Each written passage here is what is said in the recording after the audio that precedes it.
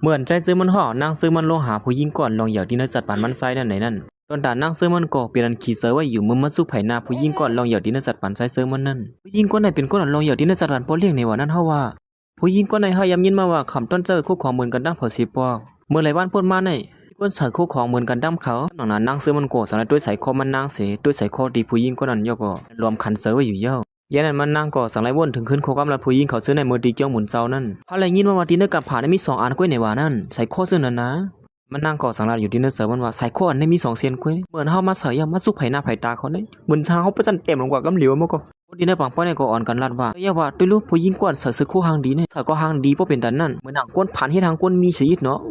ดีหาเนื้อกองคัดตูกัดตาเนี่ยย่าหลังนั้นนางเสือมันก็สั่งลาว่ามันติดถอดออกเป็ดกำเหลียวเนี่ยย่าใจเสือมันสั่งลาว่าอย่าไปเฮ็ดเสือนั้นว่าเล่งครับมือเหลียวกูเจอกูลองพร้อมแล้วครับใจเสือมันสั่งลาสู่2ก็อู่กันก่อนเลยนะเฮาเด็กกว่าลองนาการเฮากำนึงเมื่อย่ำหลังนั้นผู้หญิงก็ได้ก่อสั่งไล่ไปเขามาหานางเสือมันมาปั่นปีที่ไหนเอาหน่าเขาจะได้ก่อสั่งลาว่านักเสือมันแต่กวยลีกว่า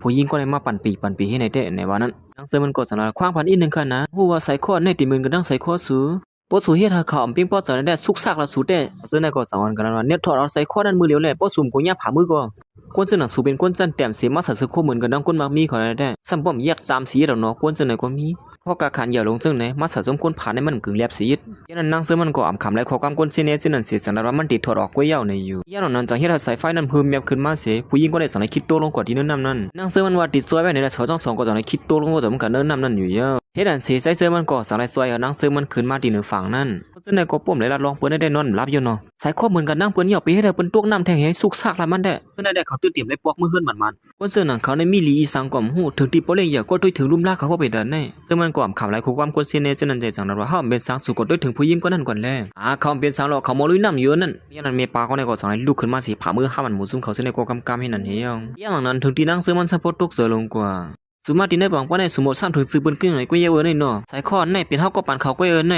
นตอนเฮาตกลงก่อนที่แนะนำก่อนย้อนเพื่อว่าสายไฟถ่องตาเฮาแล้วติดตกลงกว่าเฮ็ดนั่นเดี๋ยวในก็พอเฮาได้ยินหมู่สุดๆแล้วจังไหนทางแต่อย่าว่าคำปันฟังสักกิละจังไหนก็จังตีว่าคือแล้วเนาะยอมน้อมเนาะอย่าลวงๆค่ะยอมน้อมเด็ดๆค่ะเมื่อก็อยู่ในนั้นเป็นการเนี่ยแต่มันไม่ปากก็ในก็เป็นเมใจซึ่งมันนั่นก้อยเฮ็ดซึ่งไหนอย่าก็อำลาเฮาสิอีเฮ็ดก็บ่เลยตกเสริมมาก็เสร็จนั้นเนี่ยเฮ็ดเฮายิงอ่อนเลยตุกข้าจอมสู่แทงมันใจก็จังนั้นว่าลาดยามันก็ติมีลองสือตื่นเต้นอีสังขาลาปาในก็สังลาติดุกใส่มันว่าสหานเฮ็ดเฮาเลยตกเสียตกลงกว่าที่นั้นซับบ่ย่ำกว่าเสียงเงาหล่ะกำเน่เมทางก็ตื้อหางดีอยู่ค่ะในวันนั้นใจซึ่งมันวางเมเขานั้นนั่งซื้อมันก็สังว่าเขา2ก้อนให้มีลองซ้ำเจอกันแค่ในเป็นเผยหังกันได้มาปาในก็สังลาติดุกใส่มันว่าเฮากลุ่มอุบกันซึ่งไหนติ๊กเฮายิงอ่อนกัดอย่างหือแล้วในกำเน่มาแล้วเฮาก็ไล่ซื้อโคซ้ำกันนั่นนั่งซื้อมันก็สั่งไรกว่าซ้อมเมใจซื้อมันนั่นอยู่ยาวไอ้ปลาในก็สายมันลึกซื้อขวดเข้มๆสิปันนั่งซื้อมันว่าซื้อขวดในห้างลีเตอร์เนี่ยนะซื้อขวดในเลยคือเนี่ยปลาในก็สังหารซื้อขวดเสน่ห์เสียแล้วว่าเขาห้างแค่นั้นปันซื้อขวดสูในน้ำเบเซอร์เนาะนุ่งเสียอันนุ่งเตะสวมบ้าสังก็เยอะอ่ะบ้าอีสังข้าเอาคาเล่มันซื้อขวดเสน่ห์ก็เป็นของสูอยู่เยอะค่ะลูสูว่าคือกว่านั่งซื้อมันวนมาเมปลาก็ได้เปลี่ยนก็หักกับดังใส่ซื้อมันเนี่ยสังรัดว่าเรื่องคำมา3 เสือกับดังเฮานั่นย้อนปัวเฮาป้าต้องไว้เลยเพราะว่าเฮาเกิดลูกเยี่ยวเฮาเตียวกว่าดินจะปันเขาก้อยข้างสุยุงดินในเกี่ยวกับสุดแทงเยี่ยวข้างปลาในก็สังไรป้องลาลูกใส่มั้ยอีสังก็เขาให้ดินสูบ่เป็นดันได้ฮะเขาเฮ็ดจังไหนดินสูเนี่ยมันเป็นลายมันนี่หลุมยักษ์ควาดเอาในจังไหนเนี่ยสุดทางพี่กว่าเยี่ยวข้าเขาเลยให้สังดีข้าค่ะนะเขาลีตัวข้าอยู่ข้ามันนั่งสั่งนั้นว่าข้ามกึ่งตันกันนั่งเขาข้ากวนเตียนกึ่งตันกันนั่งเขานั่นก็เป็นศูนย์นั่นก้อยข้าในเยี่ยวปลาในก็สังไรใครโขกขึ้นมาเสียว่าอีสังก็เฮาได้ไหนฮะกึ่งตันกันนั่งเขาค่ะดิเตมันก็สูบนลองซึ่งในลงในนอสุดทางพิษกว่าเย้าเฮาว่าแต่เพราะฉะนั้นก็เฮากว่าไล่ซื้อคู่ก่อนเขาซับเลี้ยงในสัวแล้วบ่ไหนลองในเนี่ยยันนั้นเมปาในก็สังในอ่อนเอานางซื้อมันมาหาใส่ซื้อมันซับเลี้ยงในเขาสิรู้ว่าเฮา2ก็เป็นสังกันในนั้นยี่อ่อนวนว่าเฮา2ก็ในเป็นก็หักกันในว่าแขนเยอะทางแต่เลยแขนคันฮะยันนั้นใจซื้อมันก็สังในวนถึงขึ้นมือพ่อนางซื้อมันเขายิบมือมันใส่มั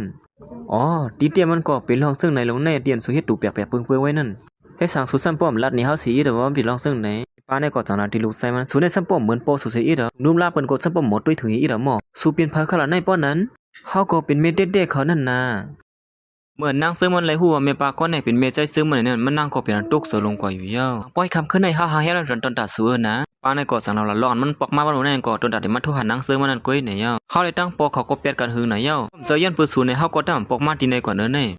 ไม่เฮาในก็กำลัดน้ำมาเปิ้นไหนก็เมื่อลัดก็ลัดยาวเลยลูกชายยันนั้นมันใส่ก็สันในซุกสอบมือออกมาที่เนื้อทองมันนั่นสิลัดตีนางซึ่งมันนั่นว่าหือเนี่ยใช่ก็ว่าเปิ้นซุกออกมามือนี่นะก็ลัดก็ได้ก็เล็บที่หูน้องลัดว่าหือนี่ก็นี่สวยแต่ว่าแขกซ้ำเฮาเหี่ยวล่ะซึ่งหือก็เฮาบ่มีลูกซ้ำกันอยู่ย่อโอ้โหสวบมือนี่ เป็นจบมื้อหายกว่าคือหน่อยย่ำเจ้าไหนหลวงเฮ็ดซื้อเฮ็ดทั่วผ่านแล้วได้มาอะไรบ่คัดเจอแก่งเขานั่นนะยันปวดใจเสื้อมันต่างถือก็ออกเปิงหางไว้มือพองวันนั้นโอ้ลูกชายแม่เนี่ยก็เรียกได้เป็นคนจังไหนเอาว่าถึงว่าบ้านเหมือนได้เป็นคนอ่อนๆของเสื้อไหนมื้อเลยทั่วผ่านสูนยิ่งอ่อนยิ่งอ่อนลูกน้องใส่เสื้อมันก็สังว่าใจยาวคาไม่เล่งอ่อนเว้ยร้อนสูงแง่เปิ้นป้องหล่ามื้อวันขึ้นจ้องเหมือนสีม่วนนั่นแหละเฮาปีนั้นจะลำร้อนเหมือนถังเล็กดินศูนย์นั่นวันเหมือนได้ติดปืนขาวกูก็เลยคู่ว่าศูนย์ได้เปลี่ยนเผาลูกที่เหลือมาเป็นขุนยิ่งอ่อนที่น่าเฮือนหลังหน้าเย้าในวันนั้นไอ้ปาในก่อสังนั้นว่าใกล้สู้ก็หาเนี่ยมันจะหือเฮาตกน้ำจอมศูนย์นั่นเขาซอยสู้ก็มันจะหือเฮาเขาดำซอยย้อนปัวสู้ฮักเขานั่นอ้อมซอยเขาฮักสู้นั่นยันนั้นก่อนเป็นเมทัลใจเซอร์มันก่อสังนั้นว่ายิ่งอ่อนเมทัลเฮาสู้มาเป็นล้านเพิ่มเมทัลนะพร้อมเสริมเขาเหี่ยวละเพราะว่าล้านไส้เมทัลเฮ็ดอำลีที่เหนือศูนย์ในก็มาลัดในเมทัลเลยกำเหลียวนะนางเสือมันก็เมื่อเลยหานกวนที่นั่นนะเฮือนใจเสือมันหับตอนมันนางปัวเป็นแต่นั่นแหละมันนางก็สั่งไล่พร้อมเสือซ้อมอยู่ยาวเพราะฉะนั้นก็สู้ปันมือเฮาแลคำสู้เฮาได้สู้ปันสู้ขึ้นเห็นว่าในนางเสือก็ไล่กว่าเฮาใครสู้ดันนั่นก็เนี่ยเฮาก็สู้จอบมือนี่เฮาว่าเนี่ยก็อย่าไปป้อวนกันนั่นแหละแต่คนที่นั่นบางป้อยเนี่ยก็เปลี่ยนอันยินซ้อมเขาอยู่ยาวเฮาเนี่ยก็เปลี่ยนอันยินซ้อมเสกำนึนสุดสายเจอเขาก็มีคนมาสืบปูเรากว่ายาวยินซ้อมเตะเฮ็ดนั่นเสที่ห้องเฮียนเขาก็กับสืบมาหามันนางนั่นได้เป็นคนหัวหน้าโฮมซ่านเขานั่นทางและสุ่มมาห้องเฮียนล่ะในเป็นสังกว่าล่ะมันนางออกพงอยู่นั่นก้วยหนังเก่าใจซื้อมันสำลัดขึ้นมาว่าฮักไว้เฮ็ดสังอยู่ล่ะในย่านนั้นเขาก็จังถามมันนางว่าเฮ็ดสังมีเสียงพูดซาเฮล่ะในมันนางก็นี่วางพงกว่าเสข้างก้วยลัดเนค่ะนะวางไปเที่ยวเฮ็ดสังและสุซ้ำเข้ามาลัดเสน่ห์ที่เฮาล่ะในซ้ำเป็นสังล่ะเฮาก็เป็นผัวเมียกันอยู่รู้มันนางก็สังลัดว่ามันเขาเฮ็ดได้โกโฮมซ่านมันนางฮู้ร้อนมันนางเตะหน้าเฮือนในนี่อยู่เป็นสังล่ะเฮาในเฮ็ดเฮาสุเลยนะตั้งอายบ่เป็นแต่นั้นฮะเฮาก็เลยว่าซึ่งนั้นหนังเก่าเฮ็ดสังสู่สลามเฮาฮะเมื่อยามหลังนั้นใจเสื้อมันก็สังละยีแบบพงมันนางขึ้นมาเสียสมัยลับบ้านเฮารู้เฮาฮู้จักไหมลับพงสุเลย1 2 3 4 5ยาวๆใหญ่งามยามนั้นใจเสื้อมันก็สังละยีมือมันนางเสียมาปอกแคบหางมันต่างลงกว่าที่นึงเฮ็ดบกนางเติงมันนั่นอยู่ยาวแคมแล้วยาวเฮาได้ย้อนกว่าหน้าปานไหนก็ซุ่มไปกว่านั้นมาหอมให้กล้ามลุกนอนหลับก็ไม่ได้อันลูกบ่เป็นตาไหนเตหาได้มามันนางมาด้วยดินเนอร์พงเฮ้ยเฮ็ดสังเฮ็ดไหนได้มาต่างลงกว่าดินเนอร์กันนะเมื่อยามหลังนั้นมันนางก็มาเรียกไล่ข้อความอันที่ใจเสื้อมันเตรียมต่างลงกว่านั้น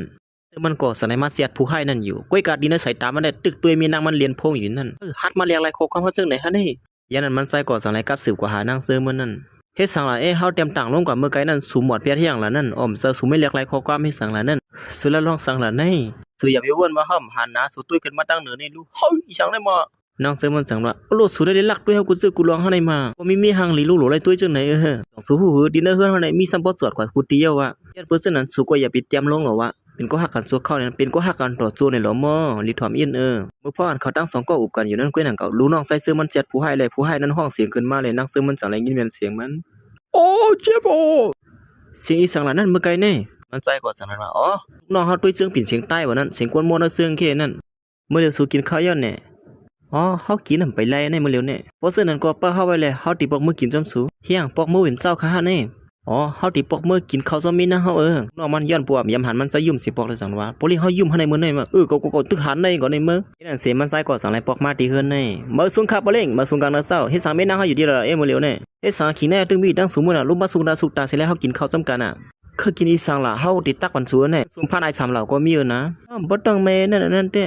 มันเป็นอีสังเต้ๆแน่บ่ยาเข้ามาด้วยถึงหีท่ามามันเป็นสังค่ะบ่ยาเขารัดว่าคนนี้อ้วนเฮาอ้วนๆนะล่ะย้อนปัวมีลูก3ก็ที่เนื้อปุ๋มในเขาว่านั้น